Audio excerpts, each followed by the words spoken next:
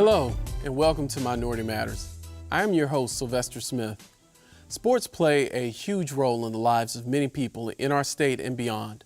This program will discuss the importance of sports, what it can do and can't do for kids and adults, the role of parents in guiding children, and the importance of having a backup plan. Sports has and still does play a role in the lives of each member of our panel. We look forward to hearing their perspectives on what sports means to them and the community at large.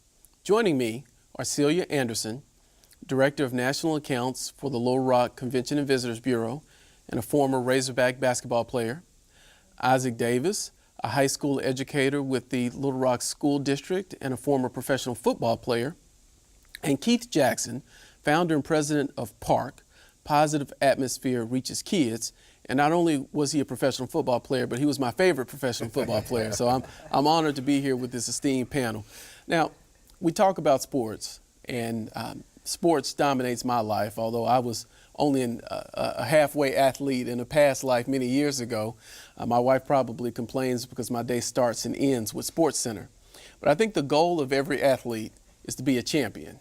And every one of you has been a champion in your respective sports, but only one has brought their ring. Now, you got to put the ring on the table and hold it up for the camera so that people can see it. Hold it up just a little bit higher. There you go.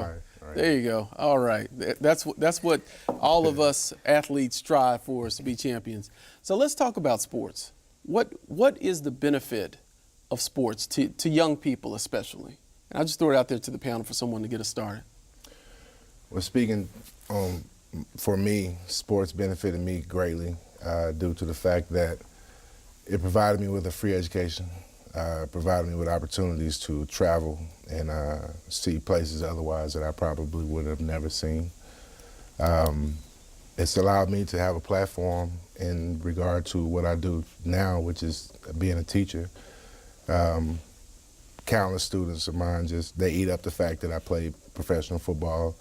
And once I get that part of their ear, if you will, then the hook is pretty much set. I can pretty much guide them in and direct them as the way I need to see fit.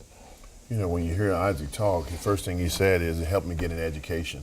I think more kids need to look at the fact that sports is a great opportunity to get a better education. Because when you start looking at the number of how many people play professional athletes, become professional athletes, you don't have that many. When I grew up and when Isaac grew up, Cecilia grew up, our parents told us, hey, you going to school to get an education, right? Athletics played a part of it, but you always looked at it like, I'm going to graduate and I'm going to get a job. Mm-hmm. Just so happened we performed very well in our arena and we were able to go off and play in the pros. Yeah, and to take it just a step further, sports is a training ground for life. You know, for me in particular, I learned how to work with people that I didn't necessarily like, and I do that every day. I learned how to work for people that I didn't like. I learned how to get up and go to practice even when I didn't want to go to practice. You know, oftentimes they'll say sports really good because it keeps our kids off the streets. I think that's a misstatement. I think sports is good because it's a temporary fix. You know, it gets the kids off the street, but what are you going to teach them when they get there? You know, are you going to adequately prepare them? Because at some point it comes to an end. No one plays sports forever. One of the highlights, and Isaac, you began your discussion with this about education, and Keith continued it, and Celia, you ended your statement with the importance of taking advantage of the educational opportunity that sports can provide. But let's have a little bit of a discussion about what is that really worth? Because we've all read lately the issues or the allegations that came out with regarding the North Carolina college basketball program. And one of their former players alleged that it was all just a shell game, that I wasn't required to go to class. They arranged swaps for me where I could take a quote-unquote class and you swap that A grade for an F grade that I gotten in a real class. How much of that, and I'm not asking anyone to name names, but just based upon not just your personal experience, but the things you hear from others, how much of that is accurate? I mean, are these kids really getting a quality education?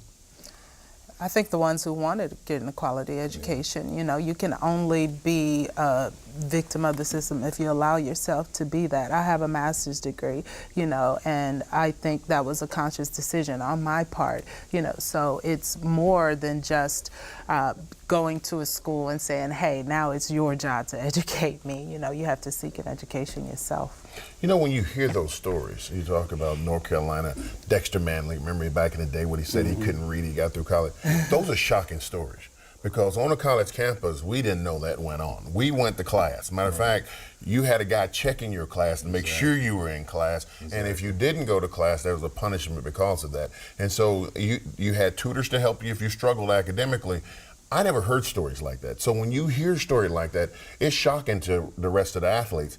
And we sure hope that people don't go around and think that we've got a stamped degree, that we work so hard and tirelessly to be able to achieve it.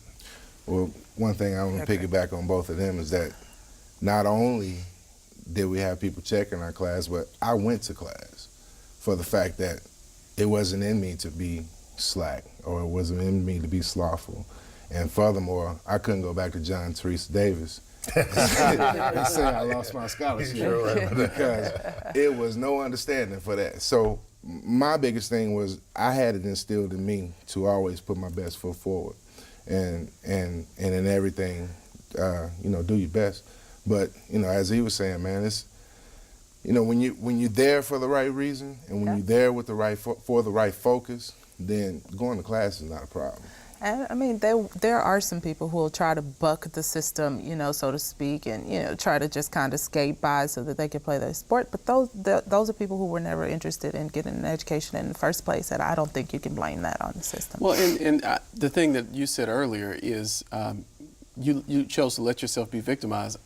I'm sitting here wondering who really is the victim in that circumstance. Because the school certainly isn't the victim, because they made millions of dollars off of these athletes. And the athlete, I don't know how, it's interesting to me that they can legitimately claim that they're the victim, because if there was a scheme, they were a willing participant in it. You know, Sylvester, I'm listening to Shannon Sharp, who was a pretty good receiver in his time at Green Bay Packers. I had to throw the Packers out there. He was a great receiver, but I was listening to him talk to a group of kids, and he said, when you go to college, make no mistake about it, that university is using you. They're using you to make money. They're using you to get some fame. They're using your name. He said, they're using you. It's up to you to use them.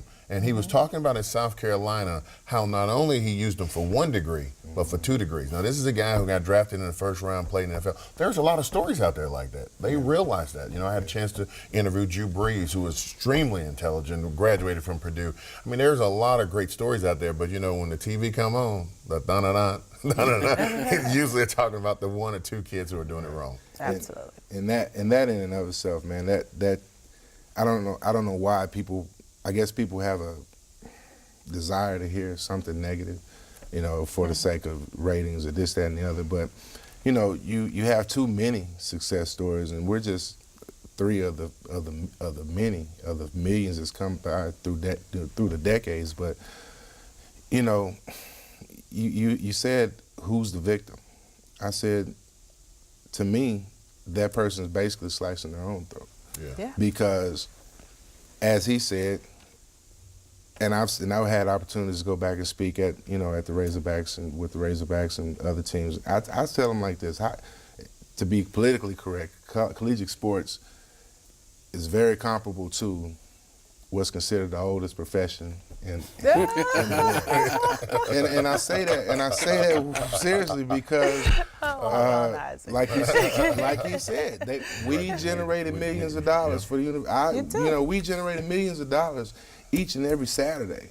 Concession sales, ticket sales, right. You know, jerseys, this, that, and the other. Even the people who pay to have you park in their yard. Right. Yeah. And then the thing is, only thing we saw back in the 90s was a $50 check every week, every month, just to wash your clothes and get meals on Sunday. Yeah. You know, $50. Right. Come on, man. And I'm out here, like I told you, I ran into brick walls. Keith had the more illustrious career. You know, he was a tight end, but, you know, us offensive linemen, we grimy, man. Yeah. And the only time we get to shine is when we jump off sides. Right. Or if we hold. Right. You know, we don't catch the touchdowns. We may block 20 good blocks throughout the whole game, but you know, Big Brother NCAA is watching. I mean, there's no question that they're trying to put some things. There's some things that we totally disagree with the NCAA, but there's some things they do right. And to make sure they're managing, the kids are graduating, they're on track to graduate, and now they're being nosy and they're snooping back in high school. You got to have a certain amount of requirements. So they're really trying to stop all that on the earlier level because they see it. They see it happen. What about the concept? Because I appreciate the way you put that. You're a very colorful illustration. But should college athletes be paid? I think that is the question of the day. And you just talked about this. It's a multi-million-dollar business. Right. And the people who are putting the butt in the seats aren't getting it. They aren't feeding at the trough. So is that the next logical step? That's a long subject. And to me, I think the answer would be yes, but there has to be a way to do it. I think that when you look at football, of course, it makes the most money. And then you look at basketball, it makes money. But there are several sports up there that don't make any money, but you don't want to penalize those kids. Right. And, you know, football players can say, well, you know, we brought $100 million to the school last year, so therefore we should be paid. Well, there's other kids here going to school and they're trying to get an education, they need to be paid too. I think it should be on a needs basis. I think that the NCAA should look at that and say, you know, no matter if it's the track girl is over here or the volleyball girl over there or the football, these are kids who need it. Now, you know, I couldn't get free or reduced lunch because my mom made too much money. But we understood that. We understood that. Couldn't get a Pell Grant. Couldn't get a Pell Grant. We couldn't get a Pell Grant because our parents made too much money. But we understood that. I think the NCAA should go back and look at that and say, let's do it on a needs basis across the board. Because there is, you know, go ahead. I mean, I don't know if I agree that sports should be a part of college at all. It's kind of an oxymoron because I don't think you tell someone who is gifted in science that in order for them to do what they're good at, they have to go play football. You know, I think it should be an amateur athletic league that trains people for the next level, and then they're paid, and if they choose to take college courses, then they can. But the truth is, the system is what it is, and it's not changing anytime soon. So we can discuss it and we can debate it all we want, but at the end of the day, it's still going to be the NCAA, and you can really, really make the best of your situation if you want to. Exactly. Well, did you have something you wanted to add? Well, you know, go ahead. Okay, because I actually disagree, Celia. I believe that it is going to change, and I think that the marketplace is going to force it to change with this whole concept of the basketball kids and this one-and-done thing, and college basketball losing their best and brightest and their most marketable players year after year. But more than that, all the litigation. I mean, you know, we saw the litigation in Michigan where the guy said, look, we're going to unionize. Right. And I have my own thoughts about unions, but I don't think this show has ever been a vehicle for my thoughts. But those kids made some sound legal arguments with regard as to the fact that they were employees. And I think the system is antiquated, and there's going to have to be a solution. But I think one of the big challenges to your proposal, Keith, is Title IX. Right. The requirement that whatever's offered to the male athletes be offered to the female athletes. So I guess, Celia, would it be fair under Title IX for the football players to get more than the female athletes because they're generating more? What do you think? I'm not for sure whether I think it would be fair or not, but at the end of the day, we don't generate the kind of revenue that they generate. And so you would run into those kind of issues, which is why I don't foresee anything changing. You know, like Keith was saying, that it should be on a needs basis, which is true because, you know, thinking back in retrospect, we played with guys and you play with young ladies that, like he said, my mom and dad, they made decent money. You know, we didn't miss a meal. You know, I couldn't get Pell Grants and stuff like that due to their income. But we did have guys up there who, if they did not have their college scholarship, it wasn't no way they could have provided for themselves.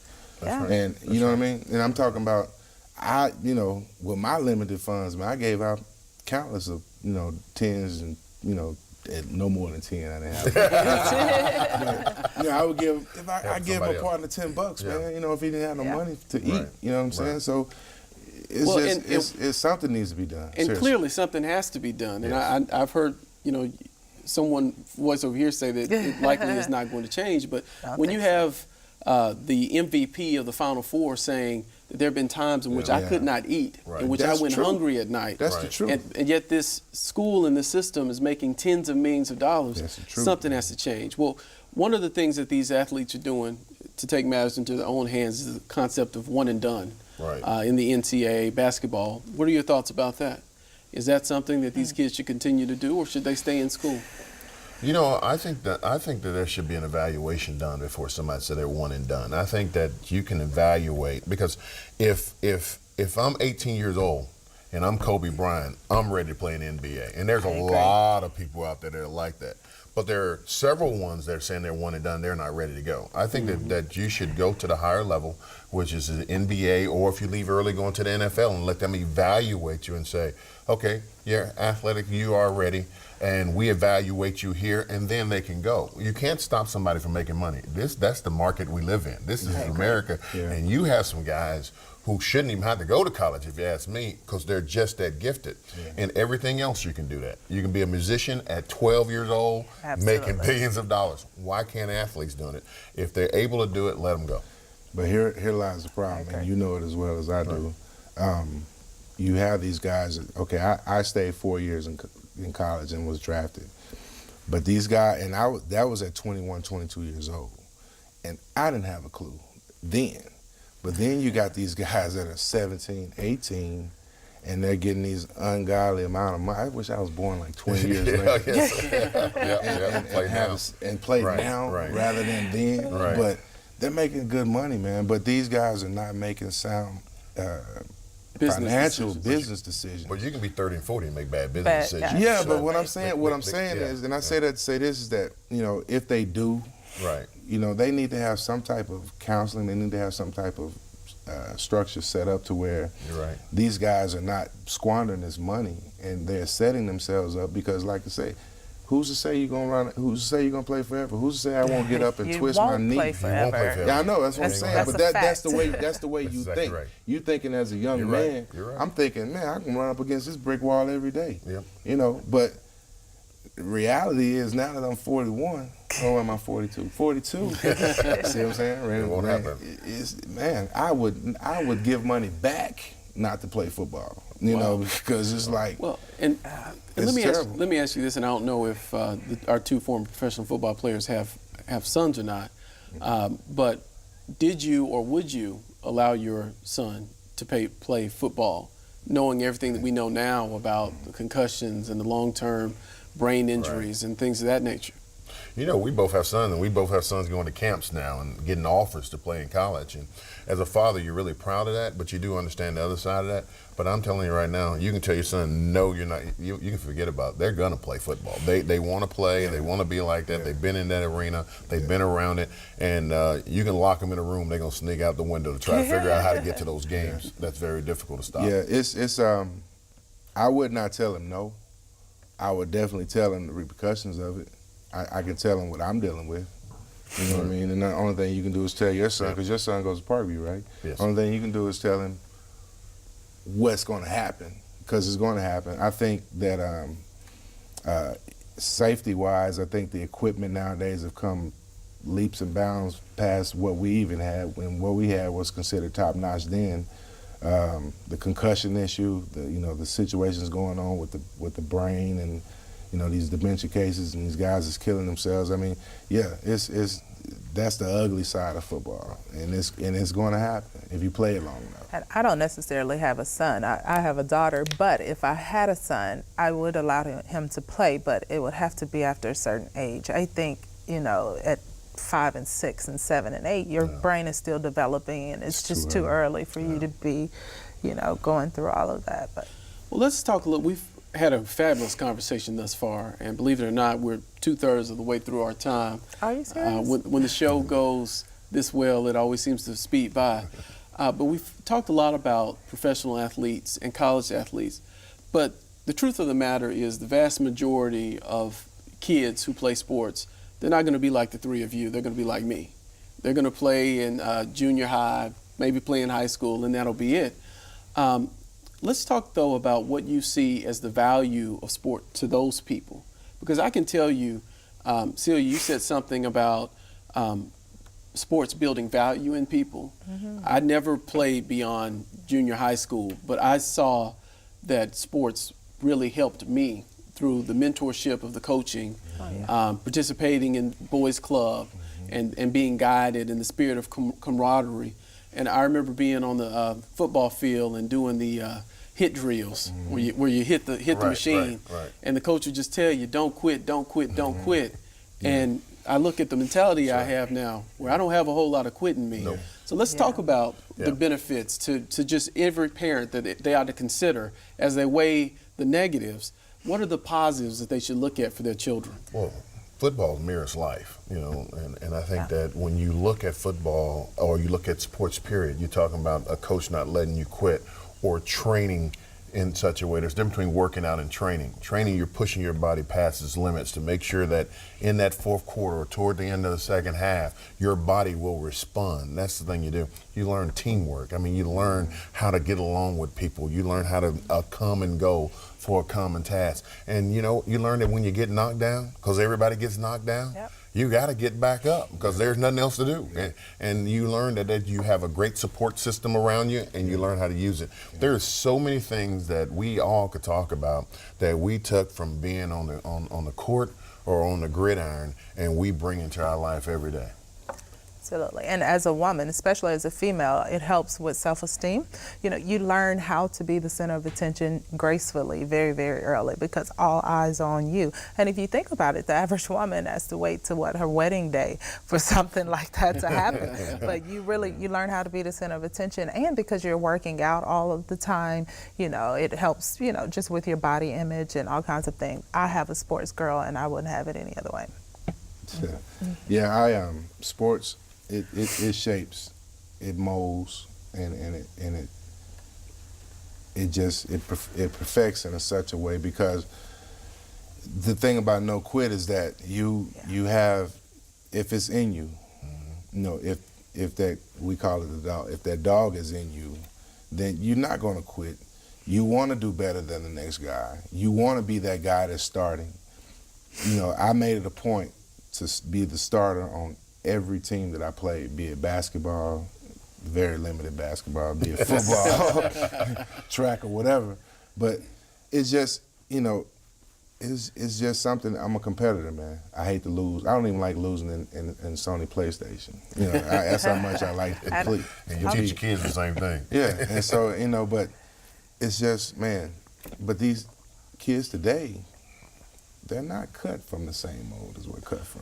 Well, and that's important. But before we wrap up, I'd like to hear the three of you talk a little bit about the work that you're doing to share these values with these kids that aren't cut from the same cloth. Well, I do it every day in the classroom. I just completed my 11th year teaching. Had I thought 15, 20 years ago that I'd be doing, would I be an educator? No, I did not. Thought I would play football. I was that guy that thought I'd play football forever. But reality sets in, and the way that I'm doing it is that I lead my life not based upon what I did in the 90s, but based upon what I'm doing every day now. How do I interact with these kids? How do I prepare myself to teach them in the classroom? And, and when they see me, in the supermarket, on the street, this, that, and other, I'm walking in an upright fashion and doing the things that I'm supposed to do daily to model that in the classroom and out of the classroom. Keith? I think that because at Park, we deal with athletes and non-athletes. Most of them are non-athletes. It's an educational program. But I used that thought process is let's look at the whole year. Let's look at the plan. Let's look at the whole body of work. And then let's come back to the beginning and figure out how we're going to get there. And let's train hard enough in the beginning to make sure that we make it to the end of what we're trying to go. Even athletically or whether it's academically, if your thought process, I want to go to college, okay, now let's start and say, how are you going to get there? And so that's kind of what I take into every day and in dealing with the students that I deal with. I think this generation needs tangible examples, real life people who look like them, who come from where they come from, and who are real heroes. You know, we have enough commercialism that's happening in Hollywood. They have enough people to look up to that I don't necessarily think are role models. And so for me, my job is just to be a tangible example, because at the end of the day, yes, it seems like I did some really great things, but at the end of the day, I'm really just a student from Little Rock. I went to Little Rock Hall, you know, I went to Dunbar, I went to Hall. And so just to be there so that they can look and they can say, hey, you know, if she made it and if she can do it, I can too. And I don't have to play basketball to do it. Right. You know, I had some success on the court, but a great deal of my success has come through my writing, you know, and I never had to pick up a basketball to be able to write.